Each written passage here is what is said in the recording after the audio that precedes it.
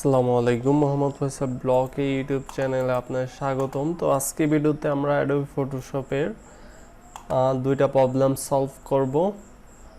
তো এখানে দেখতে পাচ্ছেন যে আমার একটা ছবি, তো আমি চাচ্ছি যে এটার সলিডে পিছনে ব্যাকগ্রাউন্ড হিসেবে আমি একটা কালার সলিড কালার দিব, ব্যাকগ্রাউন্ডের যে কোনো একটা কালার। তো আমি এখানে সলিড কালার গেলে দেখতে পাচ্ছেন যে কিন্তু এটা হচ্ছে না, সলিড কোনো কালারই কিন্তু পিছনে দিতে পারতেছি না।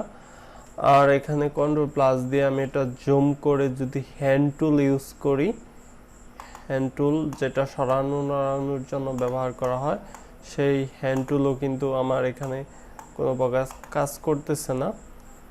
তো এই দুইটা প্রবলেম কীভাবে সলভ করা যায় অ্যাডোবি ফটোশপ 2021-এ, সেটা এই ভিডিও জুড়ে আমরা দেখব।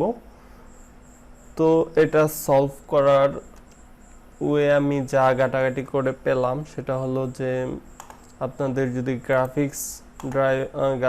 গ্রাফিক্স না থাকে সেক্ষেত্রে এই সমস্যাটা করে।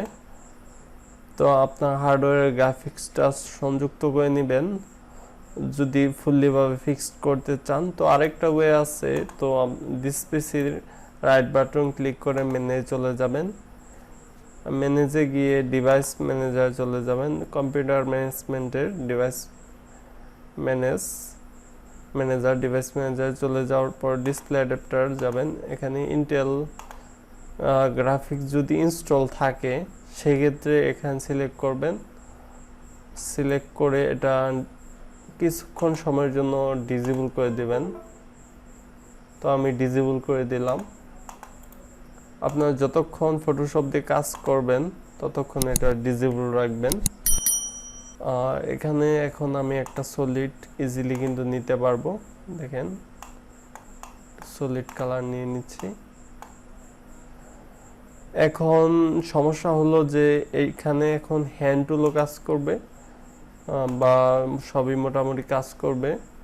সমস্যার মধ্যে হলো যে আপনারা এখানে রিস্টার্ট পাবেন বাট স্লিপের অপশন পাবেন না। আরেকটা সমস্যা হলো যে আপনার ডিসপ্লে রেজুলেশন, এখানে গ্রাফিক্সটা রিফ্রেশের এখান থেকে চলে যাওয়ার ফলে ডিসপ্লে রেজুলেশন রিস্টার্টের পরে চেঞ্জ হয়ে যাবে।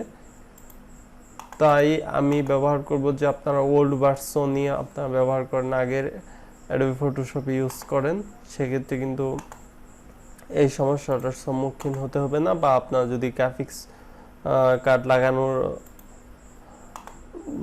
লাগানোর দক্ষতা বা যদি পর্যাপ্ত পরিমাণ মানি থাকে সেক্ষেত্রে